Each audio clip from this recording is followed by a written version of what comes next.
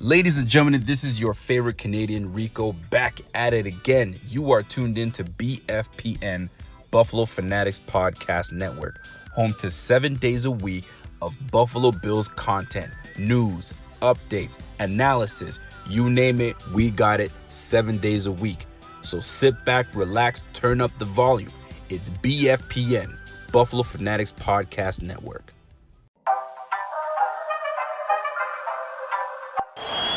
Lossman will throw on first down. Firing down the field. Dangerous. Oh! Caught! Evans!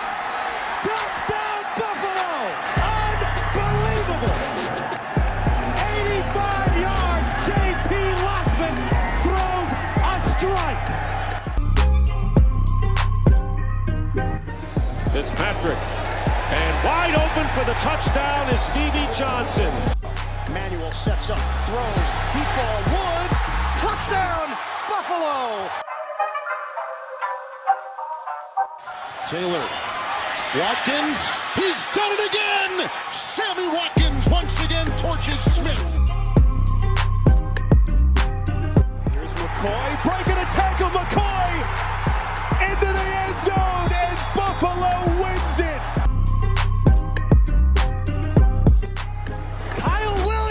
Touchdown! Amazing! And Poyer's got a pick six. There it is, Buffalo. This is the 585 Report with your hosts, Mitchell Broder and Ryan Sullivan. And welcome back to the 585 Report. Mitch Broder here with my man Ryan Sullivan. And Ryan, we finally have got a lot of breaking news to talk about. So much has happened since the last time we were on air. Obviously, we had to, I don't know if anyone watched the last one. We had to put a disclaimer basically at the beginning of it because news was happening as we were, literally editing our show. So kind of is good to be, on top of some things now and not have to, try to dig back in the past. So this has been an exciting week for sure. Like Z-Bot said on his show last night, I've been glued to Twitter. I've been glued to refreshing Twitter during my prep periods. I've been not super productive because following Schefter and Policero and Rappaport and all those guys. So yeah, it's exciting. It's chaotic. I can't take my eyes off it right now. Yeah, I think I've been on Twitter just a gross amount of hours the last few days, but it's exciting. And it's not even just Bills moves. It's always just fun to kind of see what's going on around the league, and especially like we've talked about with this offseason, with the salary cap situation, what it is, and some of the players that got released that were on the open market. It's just fun to try to keep up with it all and see where guys end up signing. Yeah, it's you're starting to see some of the strategy come together. You're starting to see. You can start to parse through the things that Brandon Beane has said and figure out what has been smokescreen, what has been actual priority. You start to see what draft needs are going forward. You get to see the actual value. It's so much has been made this year about what the value is going to be on some of these players. And I think just some of the early headlines as you look, some of these guys got paid. Right. Despite all the talk about the cap, all the talk about, what the effects of COVID on player value, all that stuff. Guys like Carl Lawson got their paychecks. Guys like Trey Hendrickson got their paycheck. Guys like Trent Williams got their paycheck. So we now that those top guys didn't get paid. And now it really gets in kind of the interesting stuff as we break it down and seeing the guys that are still out there and what their value is going to be. Yeah, absolutely. And I think with that, we should definitely get into these Bills signings because although it's been a little quiet, I think that the signings have been very interesting. And I think I first want to start with Emmanuel Sanders, which, obviously got kind of a lot of discussion when it first came out. It was the first signing the Bills really made. And I think with Emmanuel Sanders, at first I wasn't a big fan of the move. Just because Emmanuel Sanders is, 34 years old now. I think turning 35. He's getting really up there in age. But the more I dug and looked into it, I'm not going to say that, I'm still in love with the move, but I think that at the end of the day, what I appreciate is a couple things, Ryan, which is, first of all, this is a guy that they have been trying to sign for a year or two now. Like they want Emmanuel Sanders on this roster. And I think the thing about him is that he brings, I think, what the Bills are looking for from the receivers. He's tough. He'll make catches in traffic. He still does have some speed, although he's not maybe the same guy he was in Denver. He can still get down the field. He's a great route runner. I saw someone basically said he's just he's a 7 to 8 years older Stephon Diggs is all is what he is. And at the very least, the Bills between him, Diggs, and Beasley probably have the best route running receiver room in the NFL. Yeah, I'm really glad you said that, because when people saw this come out, the discussion was, really, is this an upgrade over John Brown? Is this a downgrade from John Brown? You only saved about $2 million, $3 million from John Brown. And I think there was a lot of relevant discussion about what does this do differently to the offense? And you hit on those points perfectly. He's not the route runner he's not the speedster that John Brown is, but he's got a little bit more explosiveness in himself, and he can run those routes a little bit better than John Brown can. He can play out of the slot a little bit better than John Brown can, even at the age of 35. So I think it opens up a lot of unique opportunities for this offense. Casey Reed, part of BF, part of Buffalo Fanatics, did a really cool video with the Cover One guys breaking down some of the concepts they did with Gabe Davis. And I think something that they'll be able to do is they love to do that high-low stuff with Gabe Davis or Diggs on the boundary, and then a guy like Beasley in the slot that can basically make those defenders have to make a choice and predict where that ball is going to go. And now you can kind of run mirror concepts with those guys, which I think is super, super unique. A couple people have pointed out it's going to be super hard to play man on this team if you want to play man, because they're going to be so hard to guard. And I think it becomes very much a pick your poison, that you go and you play zone, and guys like Cole Beasley are so good at finding those spots and sitting down and getting those 6-7 yards on third down. So in terms of, is this an upgrade? Is it a downgrade? I think it's a lateral move, but it changes the type of offense this team can run. And I think probably gives more answers than a John Brown would give to an offense. Yeah, I agree 100%. And I think the three things in particular for me, when you look at Emmanuel Sanders, that I think he brings that this team wanted over, say, John Brown, right, is, like you said, I think he gives them a lot more versatility, what they can do, because he can go in the slot, he can go outside, versus John Brown, who can play in the slot, but that's not really where he's comfortable. I think with Sanders, I think you got that, and he just makes some tough catches. And as much as I am a John Brown guy, I know you're a big John Brown guy too. That was something that John Brown, it always seemed when there was maybe a time where he had a guy on him or he had to go up and get it.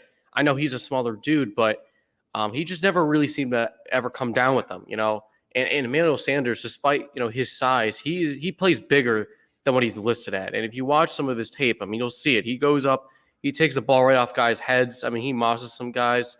So I think you have those two things with the versatility. You have some contested catch ability with him. I think you still have speed because Sanders can still get down the field. Gabe Davis showed he's a vertical threat. Stephon Diggs obviously has got some wheels, and I still think they might still get a burner, a speed guy in the draft, possibly. I wouldn't be surprised if maybe they took a day 3 flyer on someone with some speed. So, again, I think where maybe people's reactions at first weren't a little negative about this signing, I think the more you break it down, I think the more sense it makes in this offense and the more kind of exciting I think this signing gets. Yeah, and I'd recommend everyone go and check out Clay Troya.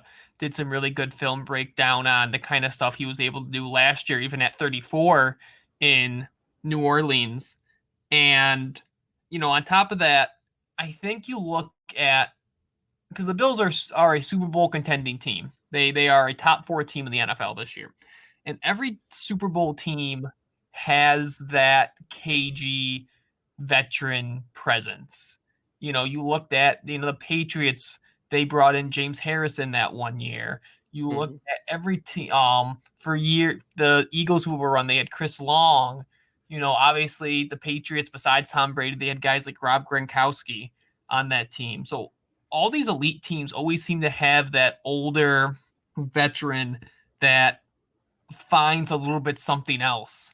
To piggyback on what I said last week with all this stuff when we talked about Emmanuel Sanders, Gabe Davis now doesn't have to be a true number two receiver.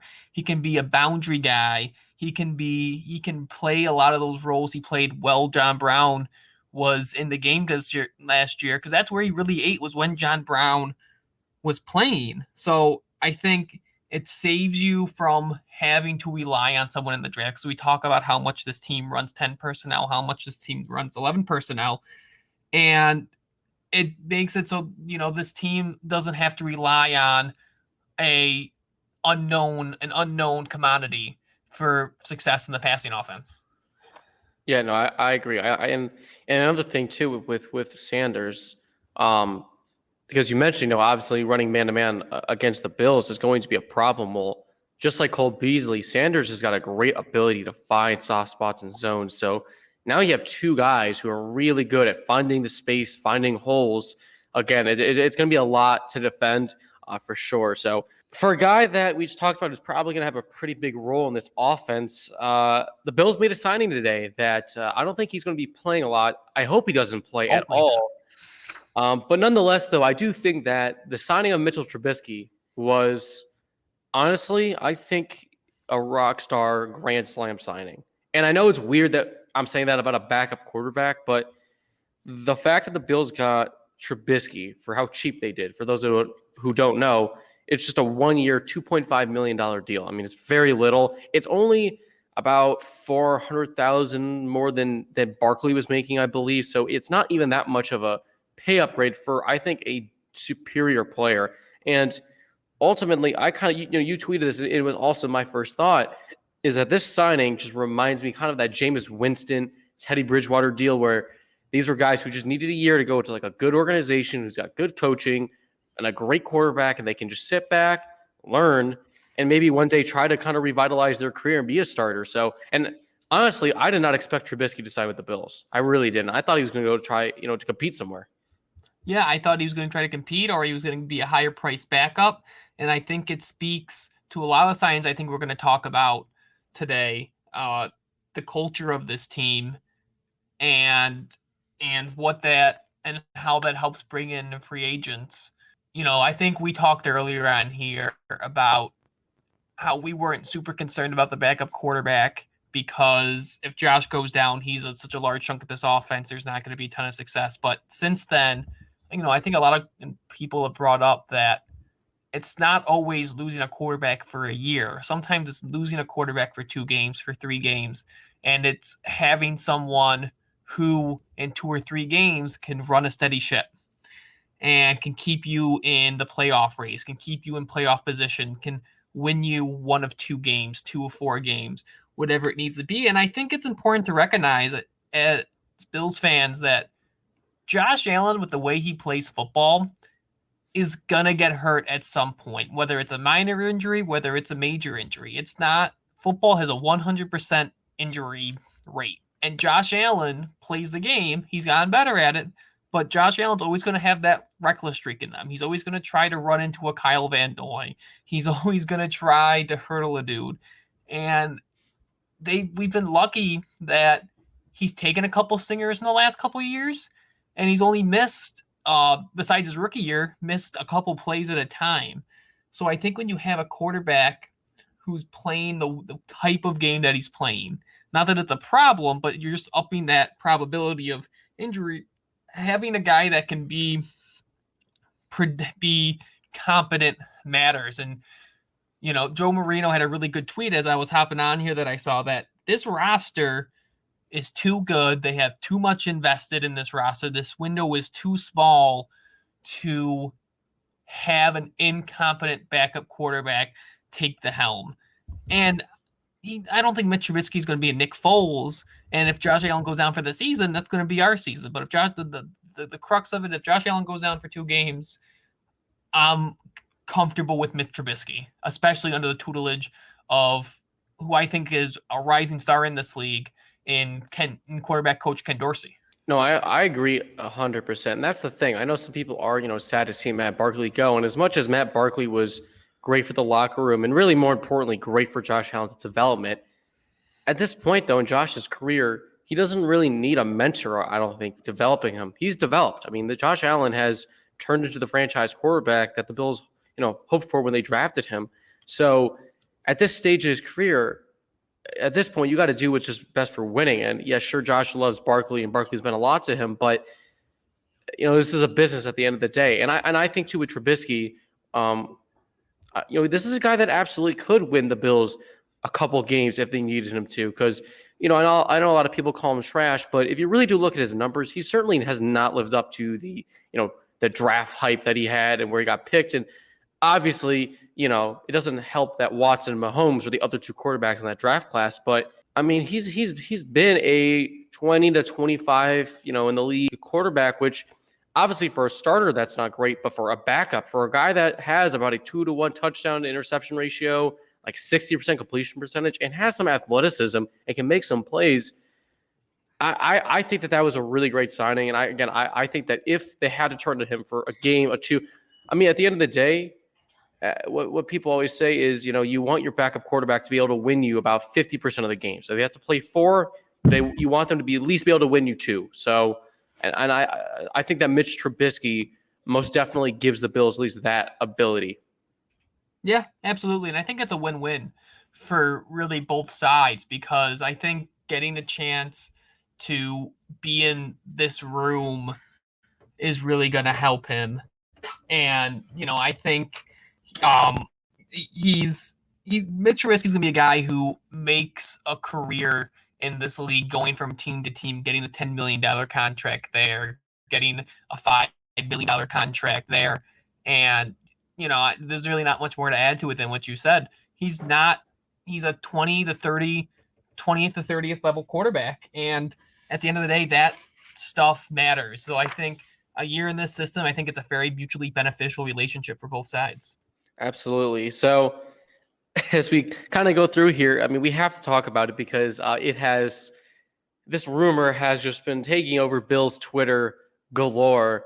And that's this Ertz watch that has been going on now for the last, I think it's been 2 nights now at this point, 2 days of this. And we'll see if it happens. I mean, I think let's start, I guess, before we even maybe talk about Ertz as a player, do you think that this move could even happen? Do you think that, I mean, of course, we don't know what the Eagles are asking for Ertz, but we know the Bills are in the mix and teams are signing tight ends. So, do you think that this is a move the Bills would make? And, how much do you think they would have to give up in order to get Ertz? So, Mathis made a good point today that it could be very well that one of the roadblocks on this deal, the Bills don't have a 4th-round pick. And that could be it could be a 4th and a 7th-round pick kind of thing. In terms of cap space, the Bills are probably sitting at about tapped out when you consider the draft picks they're going to have to sign. But to back up a little bit and look at the big picture, the Bills can save money on, mainly they can save $7 million on Stephon Diggs, $7 million on Trey White, and $4 million on Deion Dawkins by restructuring their contracts this year, meaning that they can convert their salary into signing bonus and essentially kick that cash down the road.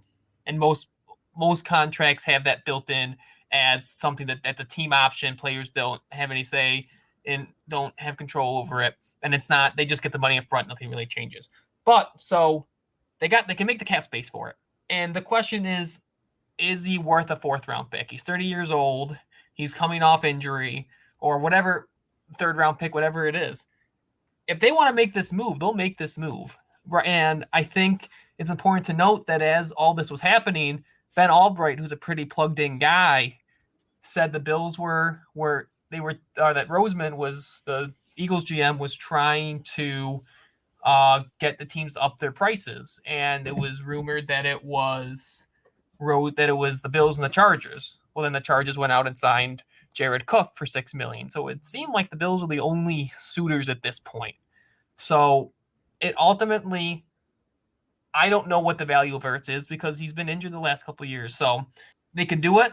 It won't cripple them. And it ultimately depends on where Bean sees his value. Yeah, and I think that ultimately, the Eagles don't really have any. They don't really have any weight in this, I think, because the tight end market's drying up quickly. There's not a lot of teams that are looking to make a move. And I think I saw someone point out where this could be similar to Carson Wentz, right? Where the rumors about Wentz were that the Eagles were looking for first-round picks, and future picks. And at the end of the day, they got a second and a third-round pick, and that was it. So we'll see what happens there. I think that, again, I believe the Bills are probably pretty firm on their offer from what has been reported, and it's kind of just up to Howie Roseman. And he, at the end of the day, if I know it'd be upsetting for Bills fans, but if Roseman and Bean can't make a deal happen, then you can't overpay for anyone and trade away too much for a 30-year-old tight end. So. No, I don't. Go ahead. Yeah, well, I'm just going to say, we're going to talk about later that there's a lot of other values on the market still, even with Jared Cook off the market. Because number one, what we're going to talk about later, the Bills set this roster up in a way that there aren't a ton of holes. They can go best player available in this draft. So if someone that I'm sure you're familiar with, Pat Freiermuth, falls to 30, and they really want a tight end, they could go a Pat Freiermuth. If they want to go a Brevin Jordan, they could get a Brevin Jordan. We're going to talk about some other options out here. Guys like Dan Fells, an experienced tight end, just got cut. There's guys like Dan Arnold, who we're going to go into in depth later on. So the Bills are the team with the leverage here, and it ultimately depends, like you said, on what house Roseman is willing to let him go on. Right, and then I think also from a player perspective, like let's say this move happens, and let's say, I don't know, maybe it's a 5th and a 7th or something like that for Ertz. In this offense, I actually really like the fit for Zach Ertz. I know that people say, well, he's not the most explosive athlete. Well, here's the thing. To me, he brings two things. One, he is the kind of anti-Dawson Knox. Yeah, maybe he's not the most athletic guy, but this is a dude who's reliable. He catches the ball real well. He makes first downs. He's good in the red zone.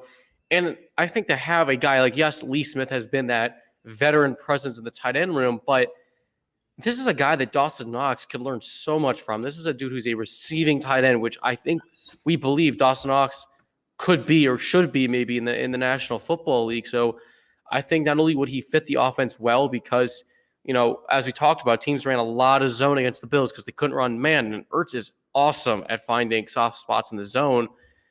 And he could really maybe teach Dawson Knox a lot and get him to kind of grow and learn alongside him. So I think that those are two really important things, I think, when you look at Ertz potentially his fit on the Bills. And to step back and look at the big picture, I think this shows you that Bean, once again, like the Watt trade, or with the Watt signing, he's not, despite what he said about not wanting to make a big move this offseason, he's willing to make a big move. He's willing to make a splash. He's out there trying to get pieces. He's out there trying to capitalize on this window. So if it's not, I think it's important to recognize in the macro of all this, Bean is willing to make that splash play because he recognizes that even though they can't not win a Super Bowl after, Josh signs his extension, I think it's important to capitalize on all this stuff now. And I think Ertz, signing a guy or trading for a guy like Ertz would be the kind of what teams in this position do is, you go out and you try to get as much value out of that last year of that contract window as possible. I agree. I think that if they were to, get Ertz, it's definitely a win now move. It's definitely a move that a contender, I think, would make. And they're going to have to probably restructure his deal as well if they were to make the move. I think that, Ertz would be I think if they were to get Zach Ertz outside of maybe pass rusher, there would literally be no holes heading into the draft, I think, at this point, which is pretty remarkable when you think about it. It's really just upgradable pieces. I talked about it with Judge and Company on Sunday, that you look across this team now, and it's one of the reasons why I criticize kind of the Mongo signing, was that everyone on this team is basically average or above. And when you build Super Bowl teams, when you build championship teams, not everyone on those teams are superstar players, but you need guys who are solid players. And once you have all those players, you got to look at where you can upgrade, where you can sprinkle in different things. And, and I think that's what's beautiful about this roster now, is that Bean can kind of just scan the market and say, oh, well, there's an Ertz that's being shopped. There's, whatever other trade pieces are going to be out there as this process moves on. No, absolutely. It's really Brandon Bean once again is proving why he won Executive of the Year last year. Because he's really done a great job building this roster. And the last Bills move that they made, I know it's not the flashiest of moves, but no more Bojorquez. Bojo's gone. It was fun while it lasted. He that guy was quite the journey as a punter. Just how inconsistent he was earlier in his career, and then out of nowhere has an amazing season. But they signed Matt Hawk, who's comes from the Dolphins, who's a different punter, a little bit more of a directional guy rather than a sheer powerful leg that like Bojorquez had. I think that, and I know this sounds kind of like stupid, but for this offense, the way they score points, like the Bills punter, I'm not saying they can have anybody back there, but it kind of doesn't matter because this team, Bojorquez barely punted enough to even qualify for the the longest average in the league. I mean, that really kind of tells you how infrequently Matt Hawk might see the field. So if he's a steady punter and they got him for a pretty minimal cap hit, signing him to like a long-term deal. So I'm fine with the move. I know some people are sad to see Bojorquez go, but at the end of the day, punter's not going to be winning this team the Super Bowl. Yeah. I think, spending $2 million on a punter isn't really something you can do when you're up against the cap like the Bills are this year. And it shows a change in priorities, right? You hit the nail on the head. He doesn't have the field flipping power that Bojorquez had, but he does a lot more with hang time. He does a lot more with pinning teams inside the 20, which I think is something that Bojorquez, maybe if he struggled with anything there, it was that he didn't really have that ability where you see some of these top end punters have the ability to kind of have that ball drop at the 5 and then it just sits there, or it comes back, those for the brand kicks that Pat McAfee has. So, it's a little bit of a change in priority, so whether it's a Heath Farwell move that he just wanted to change the way that they operate, whether it's a game management move on behalf of McDermott, but it's exactly that. And it's the same thing along the same lines as Andre Holmes, or that they just got signed by that guy, Roberts. Andre Roberts. Wow, I had Andre Holmes in my notes, and I knew that was wrong as I was saying that.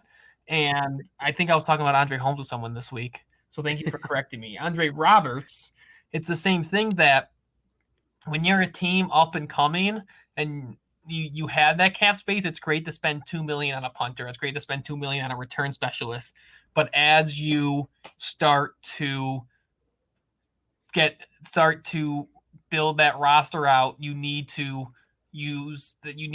allocate your resources differently.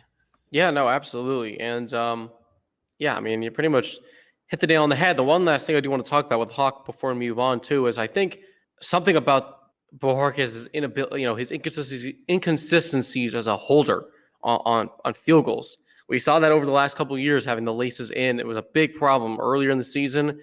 Part of me does wonder if that was a big reason for him not ultimately getting re-signed with the Bills. I know it sounded like he wanted a 1-year deal anyway, so probably the money wasn't going to work out. But that was a kind of, I know it got cleaned up by the end of the season, but for a while, that was a real problem. Bojorquez was just simply holding the football correctly for field goals. So do got to wonder if even that played into this equation of him, not getting re-signed. And Hawk is a little bit of, I don't know, maybe if they'll use it more or not, but Hawk's a little bit of a trick play hero. I think he has a couple touchdown passes. He was a high school wide receiver.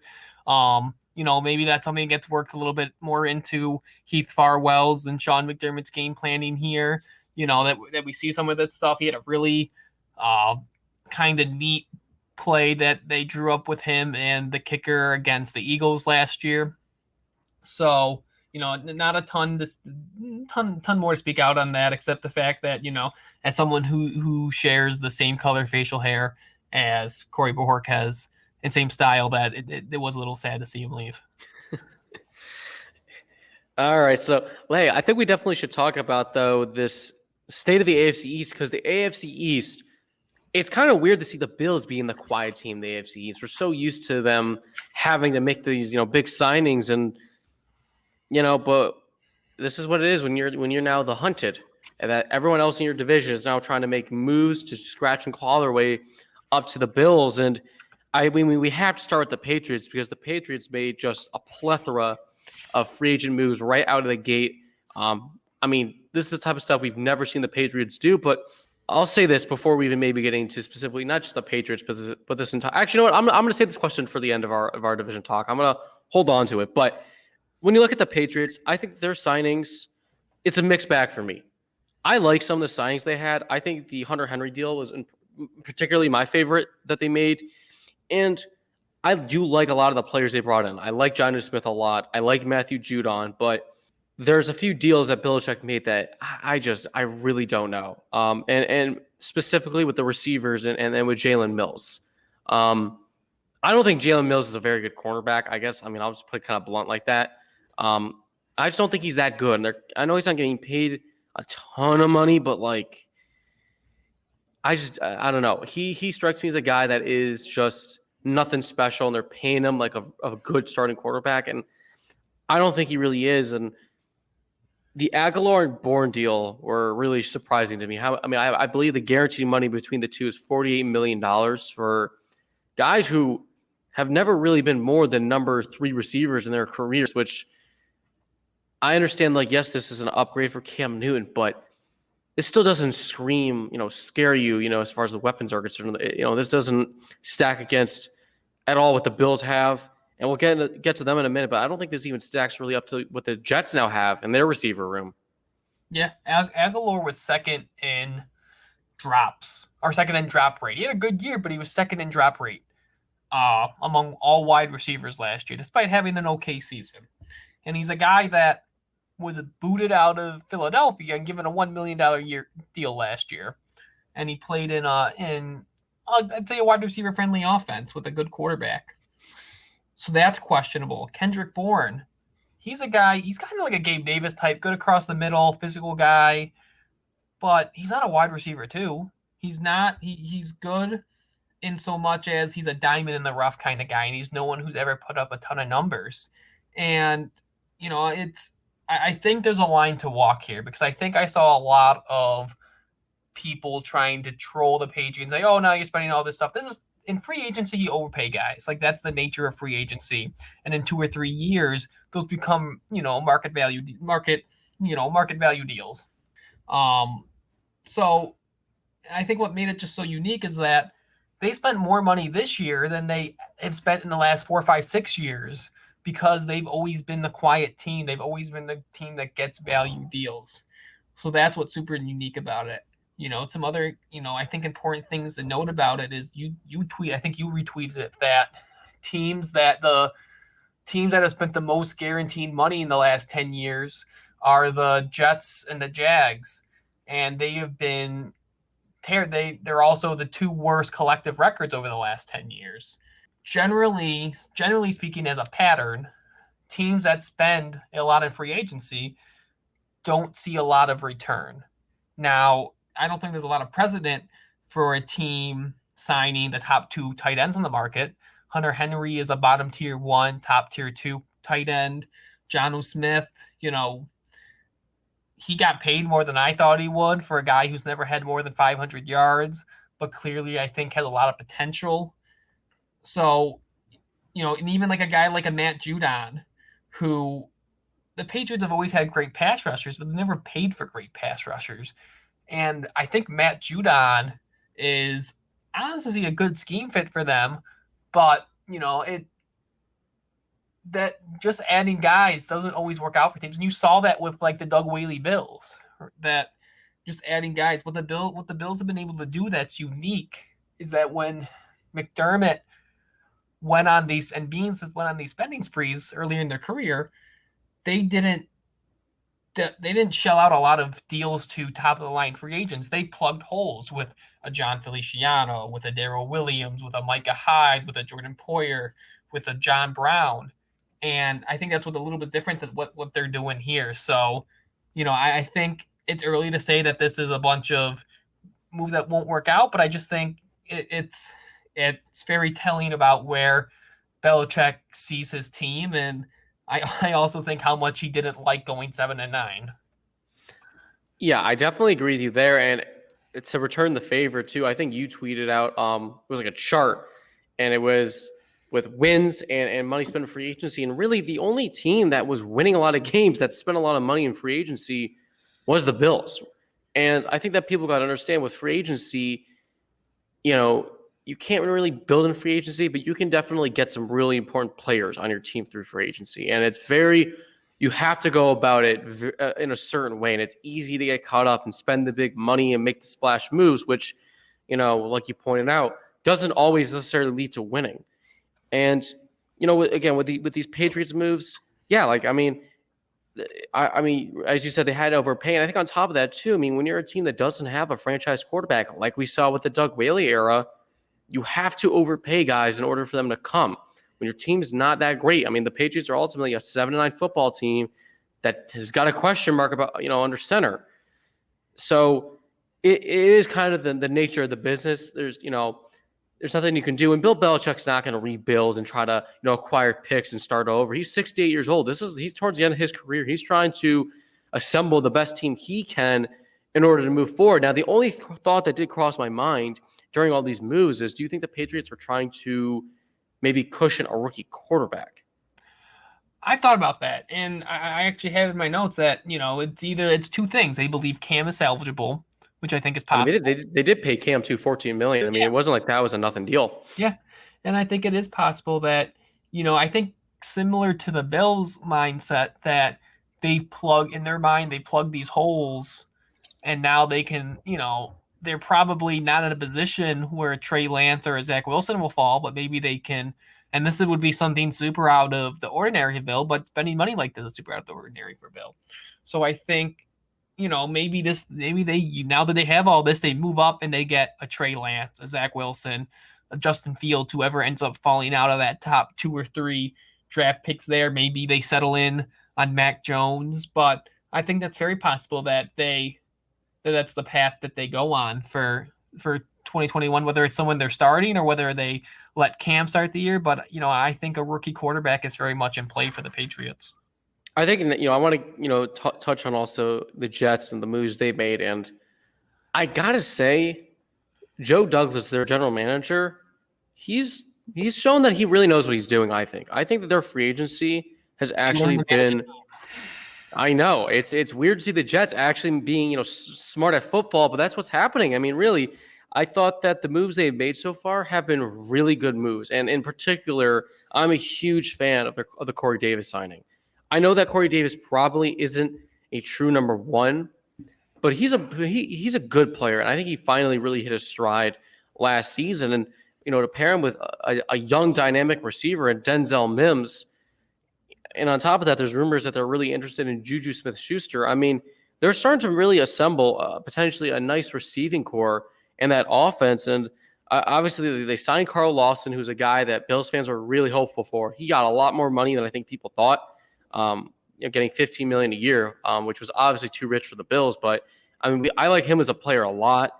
And then even Gerard Davis, a very cheap deal. But this is a guy that when healthy, his health has been a little bit of an issue, but when healthy, he's been very good for the Lions. So I got to kind of tip my hat to Joe Douglas and now Robert Saleh. Like the Jets, they're still building. There's still some time away, but it's starting to look like there's some real direction now with this team. Well, it's very Bills-esque, right? They didn't go getting top of the line guys, but like Sean McDermott went out and got Micah Hyde and Jordan Poyer to be cornerstone pieces. They went out and got a Carl Lawson who can be a cornerstone piece for that defense. They went out and they got on a line that already has Quinnen Williams. They got Corey Davis, like you said. I think when you pair, I love Denzel Mims, and you look at that receiving core, and they get a Juju Smith-Schuster or maybe another tier 2, tier 3 wide receiver out on the market, and you have Mims, Corey Davis, Crowder, and another good wide receiver. All of a sudden, that's a really good receiving core. And whether, I was talking with Zach, one of the assistant chief at Buffalo, assistant editor-in-chief, there we go, about it today, that, whether they decide to roll out with Sam Darnold for another year, whether they draft a guy, I think they'd be in a really unique position if they did like Sam Darnold. They wanted to roll with Sam Darnold. They could trade out of that spot and get extra picks and get Jamar Chase or a Jalen Waddle or a Devontae Smith or Rashad Bateman. There's a lot of really good receivers at the top end of this draft. They have figured out how to run a competent football team. And I think it shows you that they really just wanted Adam Gase to be that meat shield. And they may be one of the teams that are able to tank correctly in the fact that they're going to rebuild this thing the right way with the resources that they have. Yeah, absolutely. And, it comes down to now what they're going to do at quarterback. Do they keep Darnold or do they trade him and get a rookie in there? That's what the big question is, which obviously we're not going to find out, I don't think, for a little bit now. But but the Jets, though, they are on their way up. But a team that honestly has had a kind of a weird offseason that I thought has been the Miami Dolphins. I mean, it's not like it's been bad. It's just been a little odd. Obviously, cutting Kyle Van Noy was a huge surprise, and he had a good season for them last year. This wasn't like Quinn Jefferson, who was underachieving. This was a guy who had a good year, who they got rid of. They trade Shaq Lawson for McKinney, which is, again, they just paid Shaq Lawson. I think he had an okay season. I know it wasn't great, but by no means was he bad. And now today they signed probably, Will Fuller on a 1-year deal, which I actually think that's a great signing for them. But they've had a very interesting offseason, and I still think they're the second best team in the AFC East, but something about them, I don't know. They're giving me a very kind of a strange feeling, I guess I could say, at this point in the offseason. So I think some important context on them is that they are going to have a bunch of top 100 picks, and they got the Texans pick, which I think is third this year. So they could trade out of that pick to another quarterback-hungry team, Atlanta. I wouldn't imagine New England trades within division for that draft pick, but trades for another, Philadelphia, and they trade down, and all of a sudden they get these more picks, and they can go out and get the guys I just mentioned: Jamar Chase, Devontae Smith, Jalen Waddle. A lot of good receivers in this draft, and that's really what that team needed, was pass catchers. I'm not out on Tua. Right, I don't think he's definitely not a bust yet. And like you said, they let guys walk. They seem to be going back on some of the moves they made. They traded Shaq Lawson, like you said. Shout out one of my favorite Bills, Robert Foster's back. Is a Dolphin, but it seems like they're being patient for a team that you would think would be hungrier on the market for the resources that they have, but maybe it's because they have so many draft picks. They know that they can sit back and they can wait and they can be patient. I think the job that Chris Greer and Brian Flores has done has kind of bought them some of that capital. But it's, I think a lot of it's going to fall back on how that, look at all the money they spent last year, and it worked, and it shows you that, the importance of being able to get out from deals, the importance of spending money the right way. And, I think I look at the Dolphins, and I kind of look at them as like I look at some of those drought era Bills teams that they think they might have a quarterback. They got resources to spend. They don't know where to put them. So I think they're very clearly the second best team, like you said, but I think there's a lot of different directions they could grow with this team depending on where they see themselves.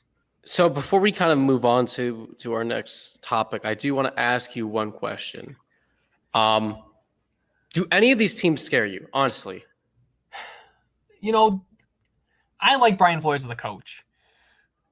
I think that's a team, we're not going to go 6-0 in the division. Again, I don't think that's something that happens on a year-to-year basis. They're a team that was closest. They're a team that's well coached. They're a team with a quarterback that I think can get it together. I'll always be afraid of a Bill Belichick, but in terms of just the talent that they have on that team and just the trends that go along with spending money, that's really not a team that scares me. And the Jets, in the long run, the Jets worry me because I really like Robert Saleh, and Joe Douglas seems to be someone who can evaluate talent and value talent correctly. So at least in the micro in 2021, I don't think there's anyone that's going to usurp the Bills.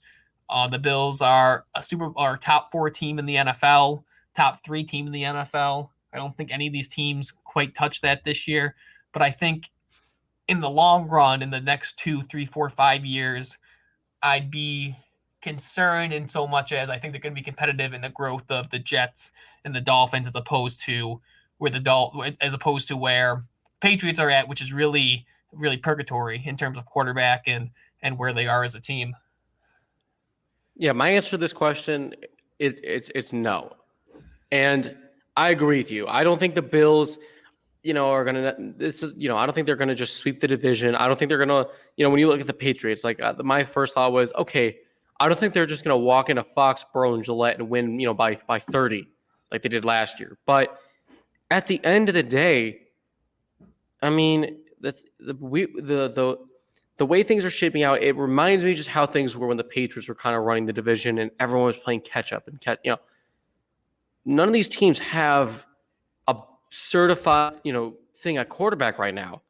Cam Newton's a question mark. Sam Darnold's a question mark. Tua's a question mark. And at the end of the day, yeah, sure, it's definitely, you don't like when you see your division rivals signing a lot of players and gearing up and tooling up. But how many times did it feel like you went into a season, you looked at the Patriots roster and you said, I don't, top to bottom, it doesn't seem that great, but they got Tom Brady. They got Bill Belichick, so it doesn't matter. And that's kind of the way I feel about the Bills is I don't think any of these teams are going to contend for the division. I don't think any of these teams are on the Bills level. No. Because in my opinion, I just think that these teams, they're all, the Dolphins are pretty good and they're getting there. I think they're a quarterback away from being a real problem. And the Jets are probably 2 years away. But as of we're looking at it specifically just this season at this moment, I just think the Bills and more particular Josh Allen is just head and shoulders better than the rest. I think this will be an interesting litmus test on Bill Belichick's ability to coach without Tom Brady. Mm-hmm. No, absolutely. So as we kind of head into this last, I think we're going to combine these two topics. So let's do that because, like we talked about, the Bills really don't have any glaring needs at this point, and there's definitely some free agents that are out there. I know, Ryan, you made a little list of free agents with a couple guys you had in mind. So I definitely want to hear those, and we could see how they kind of fit maybe with the Bills and if they're a need at this point, because I know they don't really have a need, but we can decide whether they're a need of sorts, I guess I could say. So the first one I got on my list is that the Zach Ertz deal falls through. I mentioned him before, Dan Arnold. It's probably maybe been seen flowing out there, but to give you a little bit more rundown, Dan Arnold, 6'6". He is a college wide receiver, converted to tight end, undrafted free agent out of a D3 school. He had his best year this year with 438 yards, 4 touchdowns. He had a passer rating of 128 when targeted at. He caught 31 passes on 42 targets, so he's pretty sure-handed. He doesn't provide a lot in the block in terms of inline blocking, but he does a lot of lining up in kind of that big slot position that Gabe Davis lined up in this year. So the reason I picked him is because I get a similar career trajectory that he is at this point, where I think a lot of tight ends that make that jump are Now, I want to preface this. I'm not saying he's as good as Darren Waller, but Darren Waller, who was a college wide receiver, I think had that similar 2, 3, 4 year career arc that around year 3 or 4, you see that one jump year, and then they take that big jump the next year. And a guy who got around 100 yards his first couple years, and then this year got up to 400 yards and had that sure hands. He's athletic. He can get downfield, 14 yards per catch. So I think he brings a incredibly unique dynamic to this offense, and I think it'll allow you to do things. Like I mentioned before that Gabe Davis plays a lot of that big slot position, and I think you can put a guy like Dan Arnold there and let Gabe Davis play solely that boundary spot. And he can, he's not going to be an inline blocker, but he can do some of that crackback stuff. He can do some of that stuff on edge runs where you're locking down the defender, upfield blocking, stuff like that. So I think would be an incredibly unique add for a guy who I think is on an upward career arc right now.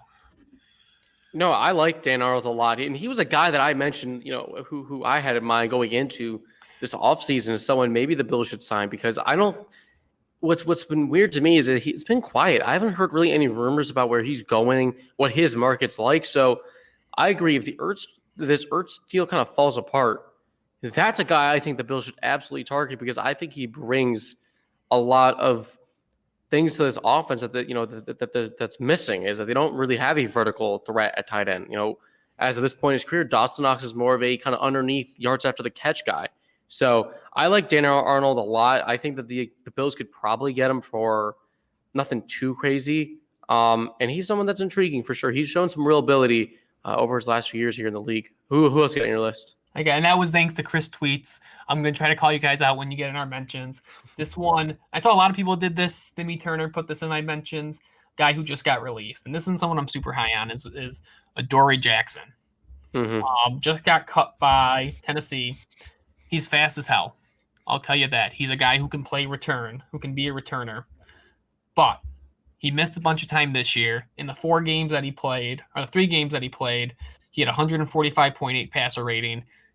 For reference, the perfect passer rating is 153. So not great. In 2019, where he played a full season, he had a 94.3 passer rating. For reference, Levi Wallace, we just brought back, had an 82 passer rating against this year. So you're really not getting better there. He is a liability in the run game at best. He is not someone who likes to come up and tackle. He's not that very McDermotty corner. The only selling point I really have on Adoree Jackson is I think it's valuable to have different types of guys in a secondary. And for a team that right now just has a bunch of lengthy, technically sound, run fit corners, it could be something you could sprinkle into that secondary to give something a little different when you go up against guys like Tyreek Hill and some of these faster wide receivers. But I also think at the end of the day, you also have to be good at cornerback and not just fast. Right. I think Adoree Jackson, he's definitely a name that's hot, but personally, I was not a big fan of his when he came out of USC, and I know people like him because he brings speed, he brings physicality, he's a big guy, but he's quick. And depending on what his market is, maybe he's worth coming into camp just to battle it out. And maybe the Bills can get a lot of that talent out of him because he was a first-round pick. He was someone who was very highly touted. I think the biggest thing Adoree Jackson would give the Bills, honestly, from a value perspective, is in the return game at this point. I agree with you. I don't love his fit in this defense. And it's not to say that I'm content with just Dane Jackson and Levi Wallace, because I'd like to see them add somebody else too to compete. But I just don't think Adoree Jackson's it. And at the end of the day, the Titans cut a first-round pick. He got cut. And this is a guy that, again, same draft class as Trey White. He's in that, you can see the career, that the trajectory that he's been on versus a guy like Trey. You can compare him, right to. And yeah, Adoree Jackson is just someone who I would be okay with the Bills not signing him. If they do, I'm okay with it. Sure, give it a go. But that's not a guy I'm trying to pay any really substantial contract to, I think. Yeah, he's a flyer guy for sure if he's cheap. But if you look at Spot Track, I think they have him at $8 million right now, so it wouldn't be Right. a ton. My third guy I have is someone probably everyone knows, and that's Cordarrelle Patterson. So with Andre Roberts, not Holmes, no longer on this team, they need some sort of returner. And I think a fair criticism of Andre Roberts and Isaiah McKenzie was that they were essentially two players doing what can be one job. Andre Roberts was not a liability, but didn't provide a lot on offense.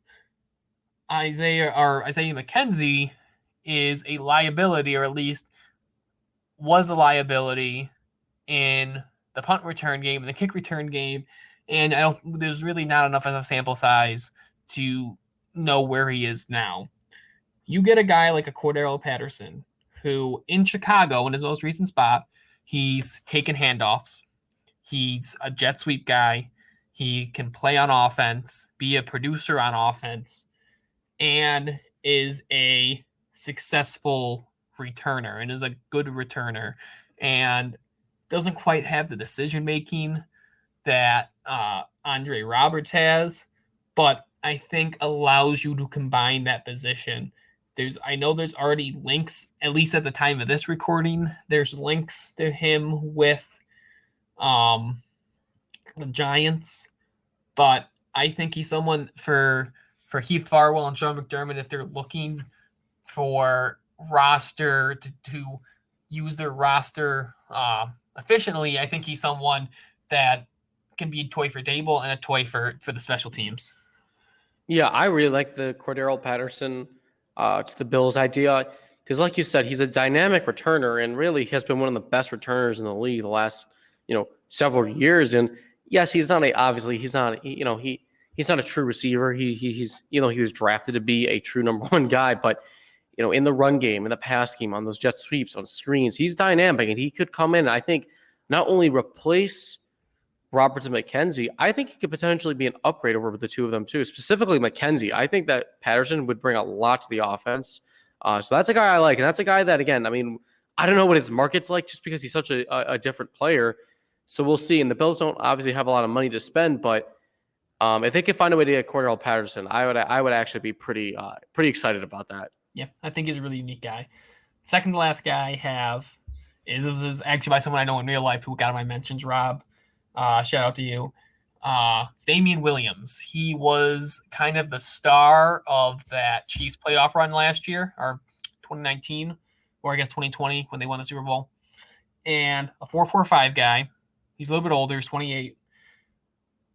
Super proficient pass catcher. Great in space. Can get upfield with the ball after making a catch. Something that this team doesn't really have right now. He sat out this year. Probably part of the reason he got cut. He's never a guy he's 28, but he's never someone who's taken a huge workload. If you look back to his time in Miami and now his time in Kansas City, he's fast. I think we talk about McDermott trying to plug holes on this roster so they can go into a spot with going best player available. And, I think there is a debate whether running back's a position. You can make the argument that this team needs to do nothing, or you can make the argument that this team needs to go and get Travis Etienne or Najee Harris. But I think you want a third guy. If the Bills really want to use a third guy, which they haven't really shown over the last couple of years, but if you want a third pass-catching, change-of-pace running back who's not the slow Devin Singletary, Zach Moss, I think he is the guy that you can get in on the cheap and really be a unique, different piece. I use that word a lot because I think that's what this team needs at this point, different piece to this offense. Yeah, I'm a big Damian Williams guy. When he got cut, I immediately retweeted it because I think that again, I don't know what his market's going to be like. I can't imagine it to be anything too crazy. And again, you don't want to invest I'm someone who's a firm believer, you don't want to invest too much into the running back position, but I think you could get him for a pretty affordable deal. And he's a playmaker. He's great in the passing game. And he showed during that 2019 season, he's not a bad runner of the football either. He kind of never was in that role until 2019, and he really shined as a real running back. So I think he could step in and, again, really elevate that TJ Yeldon role to the point where, maybe that's a guy you have activated every single week and use, a lot in the passing game and the run game. So, of course, we'll see what they do, but I like Damian Williams. I think that is definitely an interesting name to keep an eye on. And I think that's somebody that could be like a late signing, like a June, July signing. Well, and I think that's a point that you bring it up because there's a lot of, I think, relevant discussion around the fact that there's a lot of guys still out there. So I think you're going to start seeing guys who haven't been signed yet, that price tag dropping. So, look at guys that are out there now. We talked about on this podcast before, in Jadeveon Clowney. His number's probably dropping. A guy like a Carlos Dunlap, his name has got to be dropping. His price has got to be dropping. A guy like a Richard Sherman. There's a lot of guys out there right now that our price tags are probably dropping. And one that I have my eyes on as my last person is Jaquiski Tart. And it's not just because his name's Jaquiski Tart. It's because I've talked about plenty of times here that this is a team that I think needs to change up their defensive philosophy to being able to run more dime looks. And that's not just because I want that. You look at the way McDermott played in Carolina with Shaq Thompson. You look at the fact that they wanted to draft Kyle Duggar last year. And Dean Marlowe isn't really that big nickel that they wanted him to be. Saran Neal's not that big nickel that they want them to be. So Jaquiski Tart, I think, first and foremost, gives you a safety net at big nickel.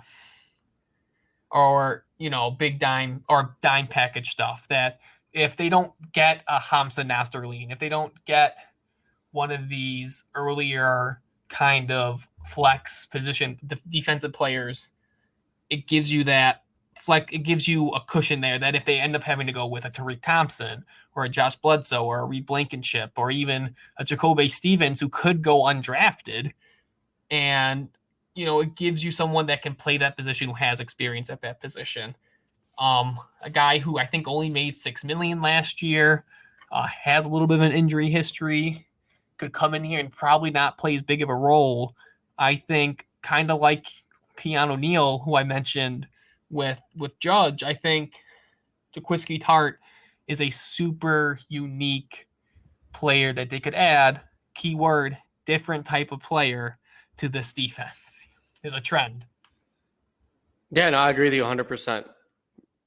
Yeah. All right, so I think as we wrap it up here real quick in these last few minutes of this episode, I think we definitely should talk about, going into this offseason now as we are on Thursday.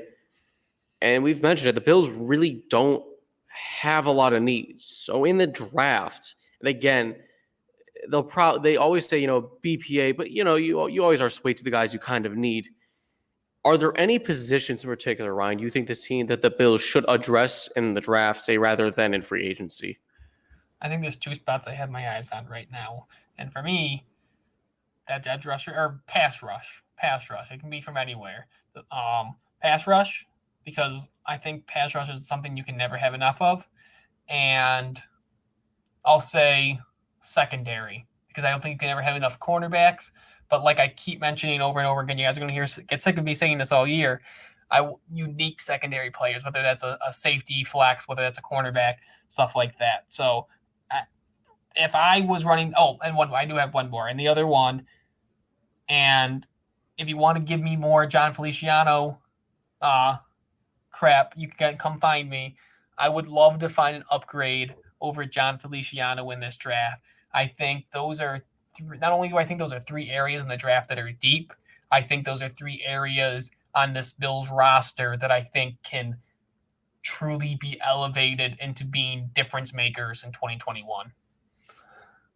Yeah, I agree. I like that. I would say for me, definitely pass rusher is a position. I think at this point, with the market kind of dried up and how much money teams are paying for these pass rushers. I think that's something the Bills are going to have to address in the draft. And then for me, it comes down to what do they do at tight end? If they don't get Ertz, they don't get Arnold, I think that becomes a need that, again, if you have a Freiermuth at 30, or you have a Brevin Jordan in the second or third round, that might be kind of hard to let, pass by. And those are guys I think would fit the offense really well.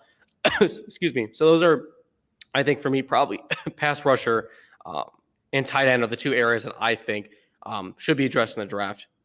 Yeah. And, I think, and, to the point of best player available, I think it's important to note that McDermott, outside of, I think, a couple players on this team, there's no one who's really locked into their position, right? I think you have Ed, you got our linebackers, you got our safeties, and you got Trey, and then you got our tackles. And I think besides that, you really have a lot of kind of flexibility with guys to upgrade. I mentioned it, even going a position like wide receiver can be a difference maker. And I think it shows the importance of going into this draft already stacked, because I think the Bills are in a position, unlike prior years, unlike those drought years, generally speaking, they're not going to need players to come in and produce at a significant level in 2021. They're not going to need, unlike years where they needed a guy like a Zay Jones to produce, per se. They don't need that in 2021. So the Bills are in a unique position to just find, guys you can sprinkle in, make your team a little bit different. You look at how, look at what Tampa did this year. That was a pretty strong roster already. And then they hit on a Tristan Wirfs. They hit on an Antonio Winfield. And on top of bringing in Tom Brady, of course, on top of bringing in Gronk, they went to be a Super Bowl team. So if the Bills can just hit on whoever it is, a cornerback, a wide receiver, hell, I've gone on my running back, ran a running back, the Bills could really be a good draft class away here and a good free agency class here from being a Super Bowl team. And I don't think that's something we've been able to say in a really long time in Western New York. I think we should end on that note. So real quick before we officially sign off, Ryan, go ahead and plug yourself in. Yep, you can find me at Sports Rock 2. Find the show at 585 Report on Twitter. Find the show at 585 Report on Instagram. Also, I also had in my notes, Zach gave us some stuff, some player idea, gave me some of the player ideas too for today. So shout out to you. Thank you for all you guys who interact. Thank you for guys download. We keep our last episode, every episode we download or we upload gets more uploads than the last from you guys. So we really appreciate that. So keep interacting with us, keep finding us, and we really appreciate it. Absolutely. And you can find me at Mitchell_Broder, all lowercase. And feel free to not only just check out my work on the Buffalo Fanatics website, but check out everyone's work. Everyone's really grinding, doing some big things. So with that being said, for Ryan Sullivan, I'm Mitch Broder, and thank you so much for listening.